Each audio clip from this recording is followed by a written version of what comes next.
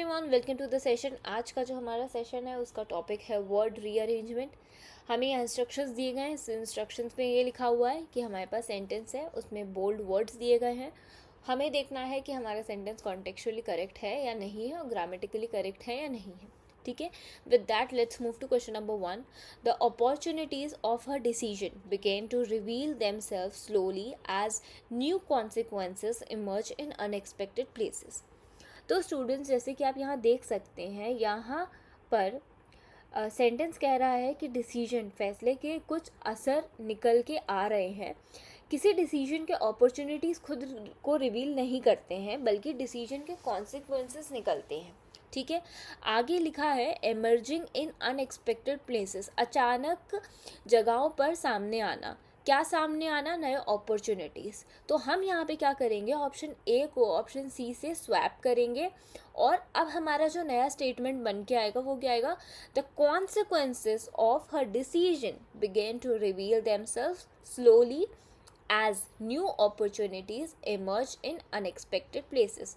तो correct sequence क्या होगा हमारा students? CAB, which means our option CBA, which means our option D is correct. Okay, now let's move to question number 2. Her remarkable audience in the recent performance won her the confidence of the tournament। तो यहाँ पे किस चीज़ की बात हो रही है? एक टूर्नामेंट की बात हो रही है, खेल या प्रतियोगिता की हो रही है। टूर्नामेंट में कोई परफॉर्मेंस देखकर जीतेगा, किसी का कॉन्फिडेंस या टूर्नामेंट का टाइटल। ठीक है, यहाँ पे हमें ये बताया जा रहा है टूर्नामेंट में कोई परफॉर्मेंस देखकर क्या जीतेगा। पहली चीज़ तो हमें ये फिगर आउट करनी है और सेकेंड चीज़ हमें क्या फिगर आउट करनी है? किसी का कॉन्फिडेंस या टूर्नामेंट का टाइटल।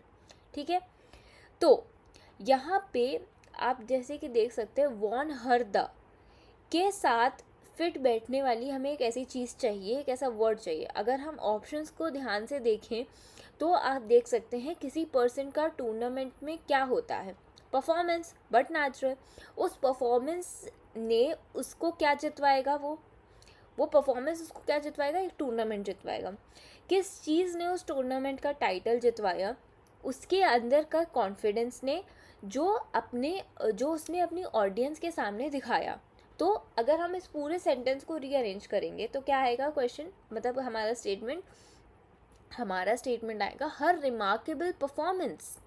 ठीक है, जो कि ग्रामेटिकली भी करेक्ट है।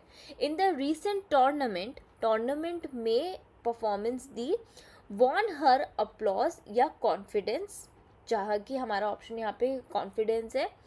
तो यहाँ से कॉन्टेक्स्ट बनेगा won her the confidence of the audience, हमारा जो ऑप्शन ए है। तो अगर हम इसको नए सेंटेंस में हमारा पूरा फॉर्मेट में इसको देखें तो क्या होगा हमारा सेंटेंस जो बन के आया है? Her remarkable performance in the recent tournament won her the confidence of the audience. तो इसका करेक्ट सीक्वेंस क्या रहा student? BDCA, which means our option number A. Okay, now let's move to question number 3. The budget announced a new health to enhance the policy sector by increasing the government। तो जैसे कि आप देख सकते हैं यहाँ पे द बजट, ये सब्जेक्ट है। बजट खुद अनाउंस नहीं कर सकता, बजट को गवर्नमेंट अनाउंस करती है। तो स्टार्टिंग द गवर्नमेंट से होनी चाहिए। Announced a new policy, government हमेशा पॉलिसी अनाउंस करती है, इसलिए जो हमारा सेकेंड वर्ड होगा वो पॉलिसी होगा। अब इसका नेक्स्ट क्लू क्या है? To enhance the health sector. Health sector का एक स्टैंडर्ड टर्म होता है जहाँ पे, और उसी को हम एक सेक्टर में भी देख सकते हैं। Bye increasing the budget, sector को एनहांस करने के लिए बजट बढ़ाया जाता है। ठीक है, तो अब जो हमारा नया स्टेटमेंट है वो क्या आया है? The government announced a new policy to enhance the health sector by increasing the budget. तो करेक्ट सीक्वेंस क्या है स्टूडेंट्स हमारा यहाँ पे? DCBA, which means option number D. Now let's move to question number 4. The central bank recent policy shift is seen as response to inflammatory precedent pressure on the currency। तो यहाँ पे students हमें क्या बताया जा रहा है? यहाँ 3 वर्ड्स हैं। ठीक है, इन्फ्लेटरी जो कि एक एडजेक्टिव है, परसिस्टेंट जो कि एक एडजेक्टिव है, और प्रेशर जो हमारा एक नाउन है। जब दो या दो से ज़्यादा एडजेक्टिव एक नाउन को मॉडिफाई करते हैं तो उसका सीक्वेंस उसके लॉजिक फ्लो पर डिपेंड करता है, ठीक है। करेंसी पे लगातार बढ़ते हुए महंगाई का दबाव है, ये हमारा जो एक स्टेटमेंट होना चाहिए वो ऐसा होना चाहिए। इसका मतलब परसिस्टेंस पहले आएगा, फिर इन्फ्लेटरी और आएगा, और फिर आएगा हमारा जो नाउन है प्रेशर, ठीक है। तो यहाँ पे जो हमारा नया स्टेटमेंट होगा वो क्या होगा, the central bank recent policy shift is seen as a response to persistent inflationary pressure on the currency, जिसका करेक्ट सीक्वेंस क्या है, BAC, यानी हमारा option B. Now let's see our last question. The peace talk were hindered by conflicting claims territorial made by both nations at the summit।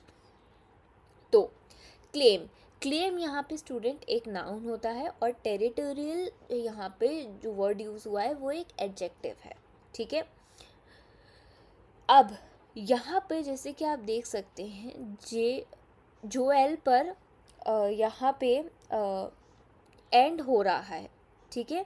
जो AL अगर आप कभी देख रहे हैं टेरिटोरियल में, तो AL पे हमारा ये वर्ड एंड हो रहा है। इंग्लिश ग्रामर के रूल के मुताबिक एडजेक्टिव हमेशा नाउन के पहले आता है। टेरिटोरियल को क्लेम करने से पहले आना चाहिए, क्योंकि तभी हो पाएगा ना कि ज़मीनी दावे, यानी टेरिटोरियल क्लेम का मतलब तो यही होता है, ज़मीनी दावे। तो हमारा टेरिटोरियल को क्लेम से पहले आना चाहिए। यहाँ पे अब ये कैसे दावे हैं, अब इसको भी हम देखते हैं। कॉन्फ्लिक्टिंग टेरिटोरियल क्लेम, ऐसे ज़मीनी दावे जो आप आपस में कॉन्फ्लिक्ट्स करवा रहे हैं, ठीक है। ये पूरा फेज एकदम लॉजिकल है और ग्रामेटिकली करेक्ट भी है। तो यहाँ पे जो हमारा नया सेंटेंस बन के आया है वो क्या है, the peace talks were hindered by conflicting territorial claims made by both nation at the summit। तो हमारा करेक्ट सीक्वेंस यहाँ पे क्या बन रहा है स्टूडेंट्स, ACB, जो कि है हमारा option A. With that we'll end the session for today and we'll meet you in the next class.